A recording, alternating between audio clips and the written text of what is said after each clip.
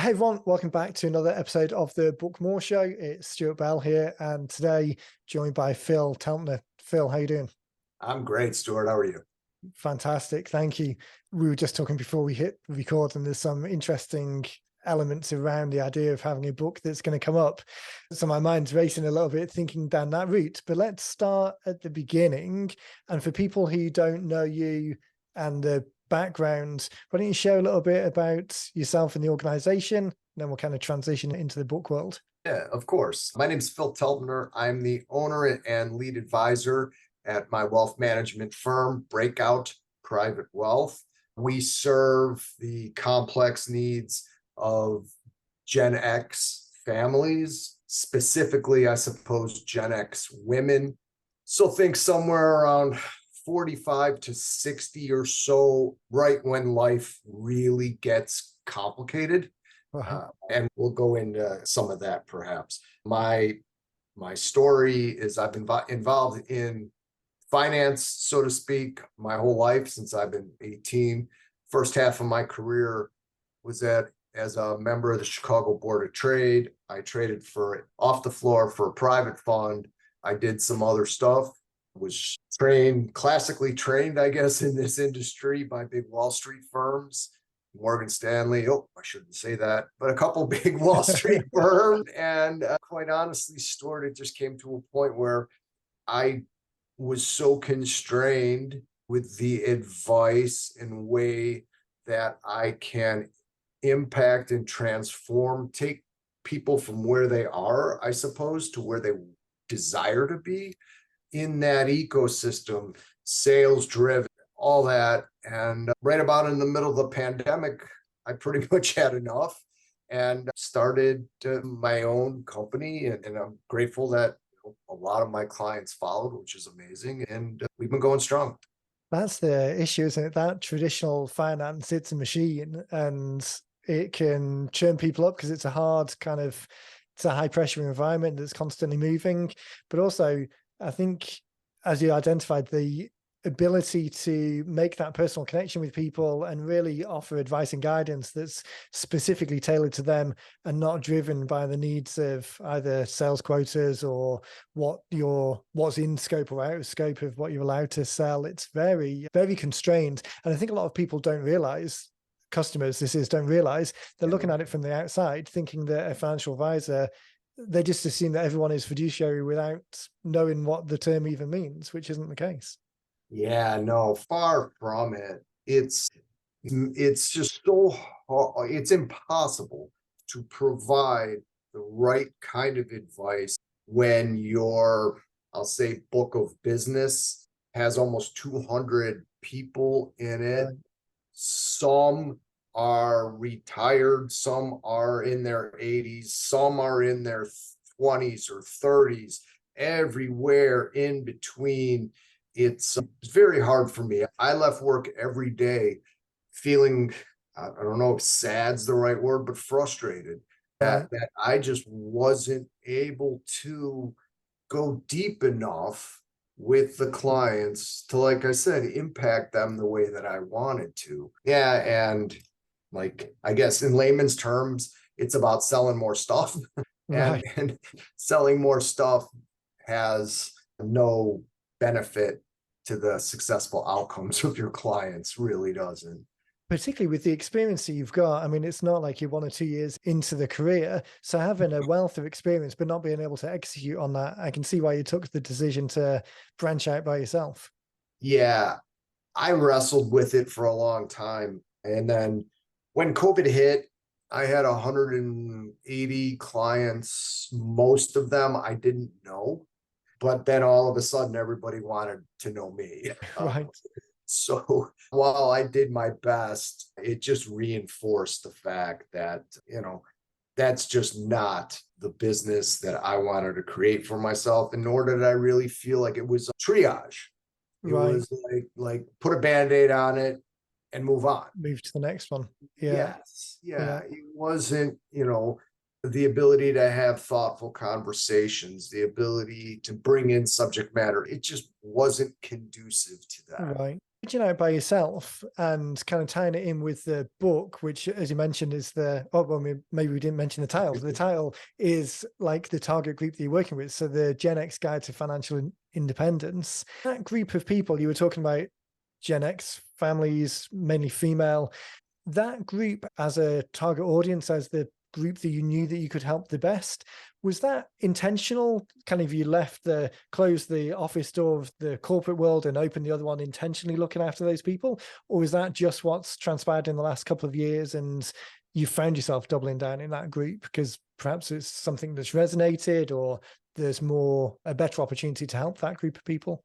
Great question. So sometimes I think when you're struggling or thinking about a niche, a lot of times the niche is you. And so build on this niche and acquire clients and all that is I speak their language because, oh, that's me. I'm trying to, career, marriage, aging parents, college, like you name it, and it all converges right at Right. this time. And it's overwhelming. It's overwhelming for anybody. And what happens when most people get overwhelmed is they do nothing. Right. And unfortunately, we're too, I want to be careful. I want to say old, but we're too far along in our career where like doing nothing isn't an option. Right. The inevitable march of time. I think it's the same as financial services or retirement planning, particularly within that bigger genre. But that and the doctors that we've worked with in some circumstances, at least, obviously they're also constrained with what they can and can't say. But both of those areas, doing nothing, an outcome is going to happen. Doing nothing is going to mean that it's probably the least beneficial one. Ideally, starting things 10 years ago would have been the best idea, but we are where we are today, and nothing is a bad outcome. Well, one of the things that started me kind of on this journey was because of the situation I was in, I would have conversations with somebody, let's say 10 years past they're like staring at retirement or whatever. And we're having these just very difficult conversations because their vision of what they want to do now that is not sustainable. Right. And of course, I have to be the one to tell them that. And the real sad part behind that is, had I had them in my office 7, 8, 9, 10 years ago, we'd be popping champagne, right? It got me thinking, just like, well, it is such a critical time, and we can really make, like I said, such an impact on the trajectory of somebody's financial life, maybe even life, just at the time when they feel most overwhelmed and just for whatever reason, inertia or whatever, just don't quite raise their hand and say, I need help. That's an idea. So we often talk in terms of the books about this job of work. What's the job of work that a book is doing? And we're not selling books. Books aren't the product. We're not authors in the sense of fiction authors where our career is around the books. So the job of work is doing something else. And that doing is typically starting a conversation. But it's very interesting to think about from the perspective of having identified a niche, understanding that group of people, understanding what their problems are and what's preventing them from getting the outcome that they want, and then writing something that starts that conversation. So the book itself isn't full of technical advice on stock picking and the various different retirement options. It's really helping people identify and overcome the inertia, like you were saying, of raising the hand and taking that first step.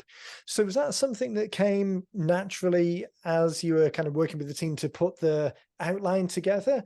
Or did you start from the position of, okay, we need to share some technical stuff and people need to do X, Y, and Z, but actually, as it turns out, it's a slightly different conversation?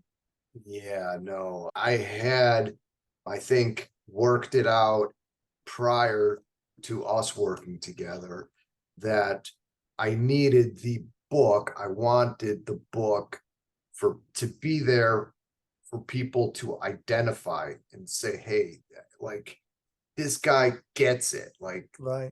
these are my, oh, I'm feeling the same way and I'm not alone. And oh, like I think he can help me. Let me get some more information, right? Right. And that's the that I wanted to write the book. Like nobody's going to read or have any interest in, a 10-step plan to do a backdoor Roth or something. Like there's people you can do that, right? Yeah. You can Amazon, you can do all that.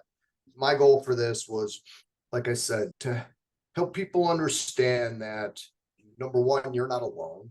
Number two, we work with a lot of these people.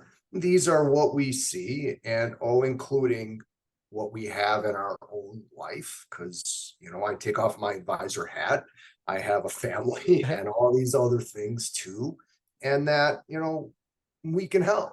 So, and if it's, if that's not for you, then even better. Totally cool. Right. That's great too, because Yeah. it helps people identify who you can help and identify what the next steps are, who you resonate with, why they can resonate with you, identify themselves in the problems and the concerns that are raising, and just start that comfortable journey. It's interesting. I think we always say to people, in terms of the funnel, the campaign, kind of identify people at the first level and then kind of sift and sort at the second level, rather than trying to filter people out too early. But that comes from the perspective of, it's such a subtle difference. I'm trying to think of the best wording to describe it. That almost comes from a scarcity perspective of people sometimes want to filter out what they perceive as the tire kickers. They don't want to waste time on people who they don't feel they can make the most or get the most value from, as opposed to going out there with something broad that is broadly applicable. But there is an element of self-identifying, and if not sifting and sorting is the right word, but identifying. And that, I think, is a good way of thinking about it, much better than I want to write something that excludes the people who I don't want. Instead, write the thing that is broadly valuable to the group that you've identified. But then if people don't resonate, that's fine. It's yeah, a subtle difference, but Yeah, no, I think that makes sense. And I'm not selling widgets, so I don't need, we run a very high touch practice.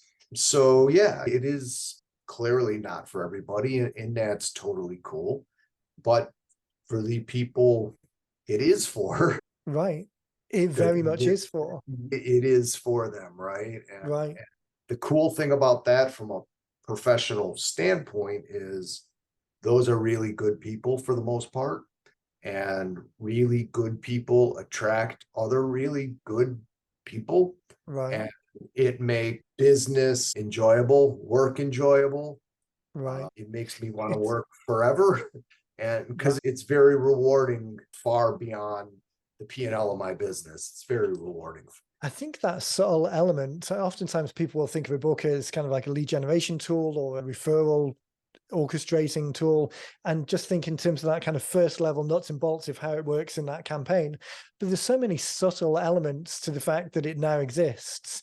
One of those being, if someone resonates with the content, by the time you actually get to a phone call or a Zoom call or they come into an office, we did a podcast probably a couple of months ago now, but Paul, the podiatrist, was saying that he'll have people come in the office and quote back to him the things that he was saying. So it was no longer the case that he was trying to tell people for the first time they should follow this procedure or take this wellness routine or be mindful Right. of their feet in this situation in a particular way, but people were quoting back. So I imagine the same thing is going to happen with you. It's no longer you having meetings with people where the fact that you're approaching their retirement in a certain way is new or novel. The whole reason that they're there is because they resonate with the ideas that are in the book or in the follow-up.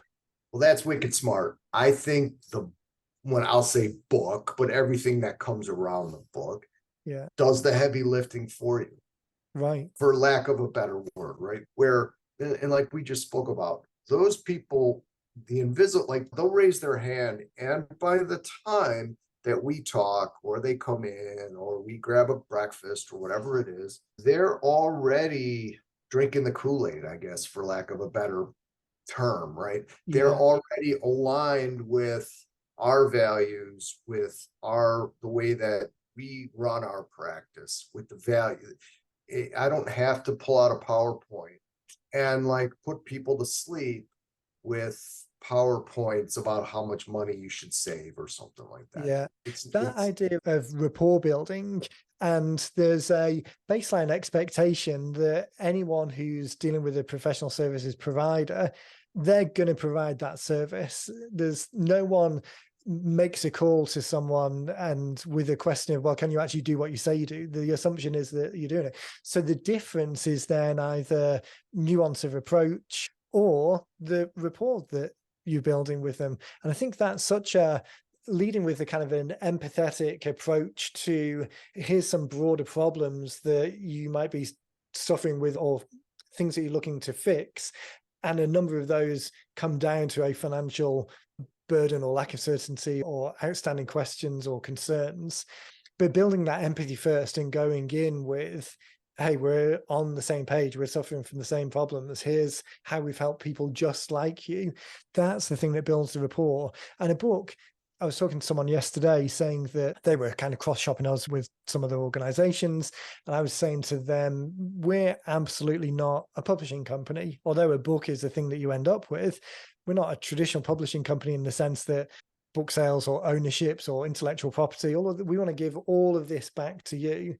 And the reason is because we want this to be a living document that you can take and run with and develop and tweak and change as the business changes or as the feedback that you get from those real people changes. So that opportunity to build that rapport that we have with the authors and people who are thinking about doing it, again, comes from wanting to make the most for the other people, just as you are with the clients that you're bringing in. so well said. So the one thing that I struggle with for a little bit was perfectionism, of course, right? You know, and I finally got to the point where I was pretty confident it was about 80% or so, roughly, of the way I wanted it. And then I just said, okay, yes, let's go, right? And I think, your point about being able to, so, you know what, I'll change it. It'll change a little bit based on conversations I have. There, I might add, subtract, and that's totally cool. But you have to do it. You have to start, right? Right. I think that's where it's just hard for some people, I guess. And just as I don't think I've ever particularly thought about this before in this way, but it's come up through, this is why I love these conversations, because there's so many different perspectives and way of thinking about it in the live conversation. The idea that for your clients, the kind of there's something that's holding them back from making those decisions, either a fear or a lack of certainty or something around the process or procedure. It's exactly the same for the people that we deal with. I mean, hundreds and hundreds of people that we speak to and say, I've had this idea for years, but I've never got around to it. And it's because there's a lot of nuts and bolts and annoying little nuances that can trip you up and just, you get stuck in the weeds and caught up. But one of the reasons why we intentionally keep the books, so we say to people quite clearly up front, this isn't ghostwriting. We've got a very specific process that leads to the content. But one of the main reasons we do it that way, not only does it make the cost more accessible for people, but it brings your tone, your voice, your way of speaking, the nuance in the language that you use in the creation process comes through in the final product, which then ultimately comes through when people walk through the door and talk with you. And it's that familiarity, that rapport building. It's such again, a subtle and kind of third or fourth tier difference. But the idea of having something that's 80% good enough that gets out there and starts the conversation. I mean, separate from the whole kind of readership levels out there and the fact that we're not writing these books for entertainment, we're writing these books to help people take the next step, and whether they actually read it or whether they just skim it and jump on a call, I can see who not how over your shoulder there in the Oh, back, yeah, talking yeah. about perfectionism. So I'm referenced in that book because there's a chapter about Dean, my business partner, Right, and my right. name's mentioned in there, but I spell my name in the weird British way, Stuart, and in the book it's Steart. Stewart. So ART, that yeah, idea yeah, of yeah. not letting perfectionism stop you from putting it out there, it's definitely Well, applies. that's why it's up there, because number one, I'm in a back office, but like that mindset is so important, whether you're, writing a book or hiring a financial advisor. Is like, I only work with smart people. So are they capable of doing it themselves? Probably. Is that the way that they want to spend their most valuable resource, which is time? I Right. mean, if you want to do everything that we do for yourself and not go to your kid's game or play or dance recital, have date night, hang out with the boy, whatever your other life is, we are not going to get along anyway. So, you know, but for most of my clients, like, just being able to know that we're taking care of it and that we're co-creating this plan and ongoing discussions with them. Right. And So valuable. building that relationship over time. I think that's the benefit. So you bring in all of the expertise you've got from all of the years of background and distilling that into the thing that is the most beneficial for the particular group of people who you've decided you can help the best. And through the pages of the book, they've identified themselves as having some of those problems. The issues that are in there resonate with them, but to be able to distill all of that expertise into the thing that gets the result for them and then build that rapport over a longer time. I think that's another element of the book opportunity that is maybe not the one that people think about initially. So a lot of times people are thinking about the lead generation and having the book out there and people will identify and then join the path and the conversation goes from there. But one of the more subtle opportunities is in referrals and having the book as a thing that existing clients can share with people who they hear talking about retirement issues or concerns or worries that they have. And this whole idea of the book as gift giving, and you're enabling your clients to be the hero to their friends by giving something of value, just creating something that has that downstream benefit. I think that's another more subtle element, or as I say, a second or third order element that's often overlooked.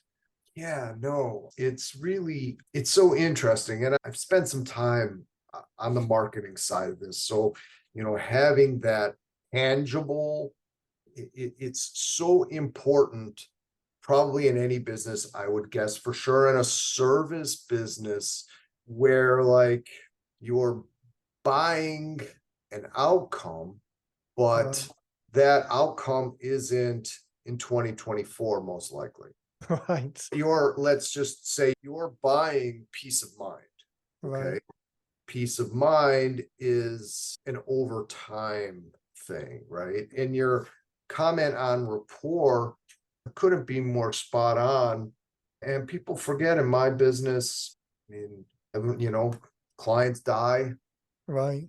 You're maybe not the first phone call, but we're up there. Yeah. Things happen, and divorce, all these life things that happen. We're on the front lines of all of those things. So having that conversation, being able to have rapport, feeling comfortable with your advisor, knowing that you'll get a prompt return phone call, all these things are, talk about like next level to the business, way more valuable than your asset allocation or something like that. That's table stakes at this point. That's the point, isn't it? It's table stakes because especially as we're moving into a interesting time in history where the opportunity that AI provides to do a whole load of base level things across the board, some of them, a lot of them may be better than people could do. But the thing that is it's the relationship side of things and the actual understanding, not the knowledge, but the way that knowledge is implemented for many service businesses. That is going to be a key differentiator over the next 3, 4, 5 years as things kind of stabilize to whatever new reality turns out to be. And I think the opportunity to create something in a book where a book has there's a psychological, humans attribute a psychological value to a book as opposed to a document on a screen. But to be able to create something like that in a way that shares your opinion and your values, and for those people who it resonates with, that's the connection. There's such a big separator between the people who I think understand that and those who are maybe looking at AI as a shortcut to not do the work. That's not going to be successful for them. There's going to be a whole load of baseline stuff that's just now out there. Like I always remember there's a chart out there that shows the available hours of YouTube content since 2003, 4, whenever it started. And it just goes up into the trillions of hours of content. But if you were to have some kind of qualitative measure on that, not just a quantitative measure, that's going to be the same for content for everyone going forward. So those business owners who do nothing are just going to get left further behind, because the next group up, the people who do the minimum possible automatically generated stuff, which is still better than the current level, but it's still not quite as good as doing individual stuff.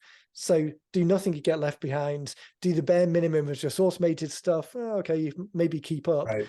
But if you've got the opportunity to create something that really is making a personal connection with people, and then use AI to kind of augment it and distribute it in a more effective way, or create variations on the theme in a more effective way because it's scalable. But this idea of authoring your ideas in your way of presenting it, passing that to actual other real human beings, that I think is going to be the separator over the next period.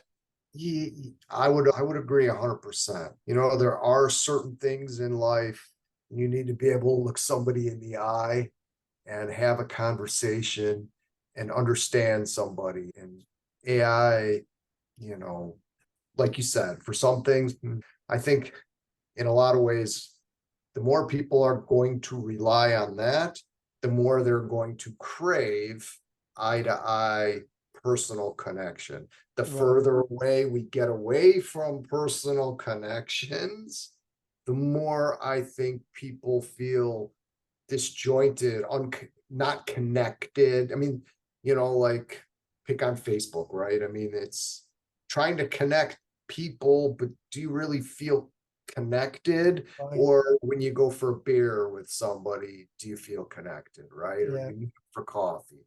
Commenting on somebody's adorable kids is great, but it's not a substitute for, hey, let's go grab a cocktail or something like Right.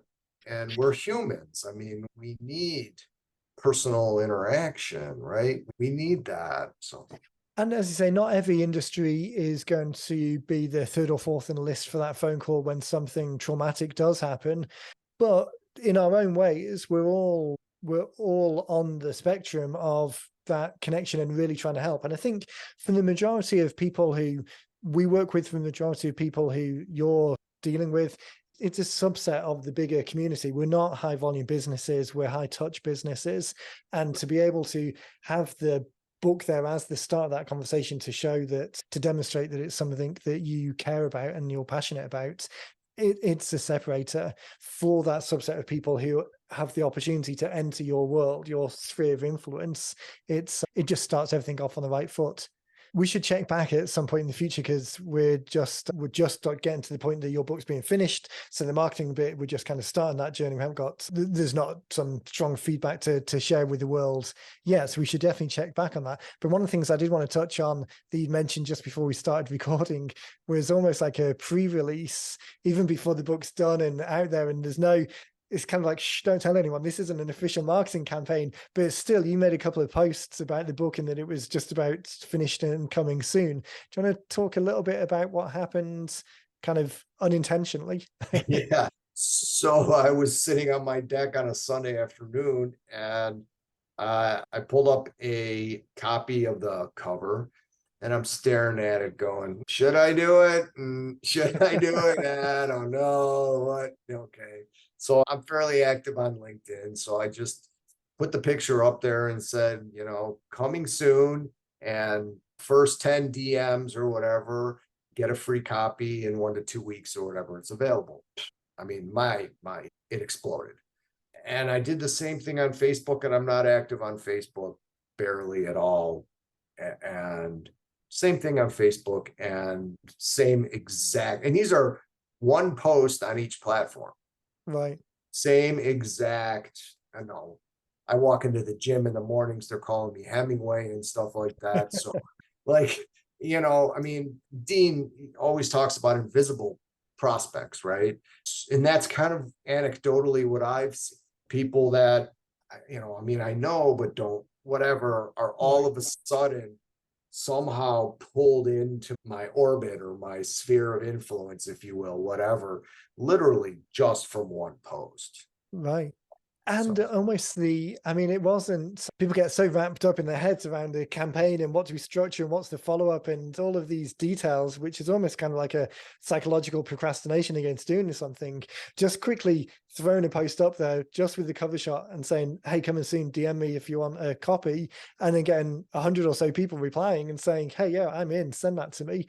And it's difficult to tell the downstream impact of that, who then shares that with someone else and talks to someone else, and almost from the smallest effort. And this is why books at the moment and for the foreseeable future, I think, have such a outsized value or outsized opportunity to share over and above the actual effort or cost to create something.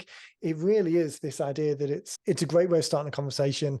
It's a great way of showing how much you care by the words you've included and the advice or guidance that is put in there.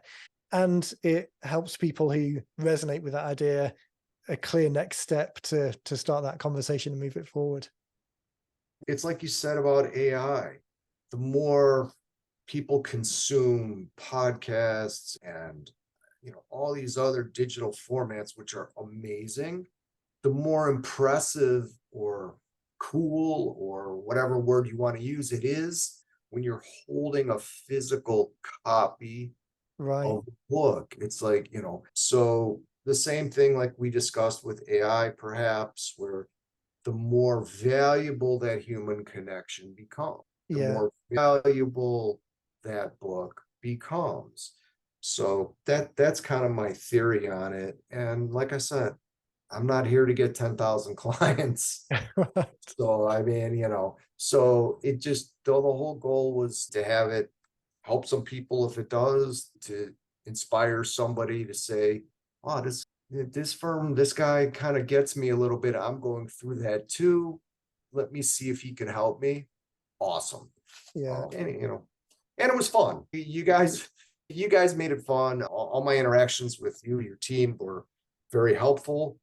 And like I said before, us entrepreneurs could be a little crazy. So your team's got a lot of patience too, which is appreciated. Well, I appreciate it. It's always exciting to get people on the phone talking through the progress, through the project, and progressing towards having it done and at the end, because one of the best things is to see people when they actually receive the copies and it's there and done, and this thing that's been on their mind for a period of time and now gets completed, and now we can move on to the next stage and the really exciting bit of getting it out there in front of people, sharing the message, starting the conversations. And that makes us excited to get to that stage. So whatever we can do to help facilitate that and get through the pain in the neck bit so that it's out there in the world.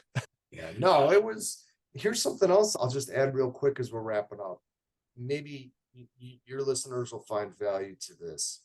One of the things that this whole process helped me was to refine my messaging. So just the whole process of having to talk about it, having to write about it a little bit, helped me clarify my message, helped me think deeper about my prospective clients or who I can help the most. And I couldn't even put a price tag on that.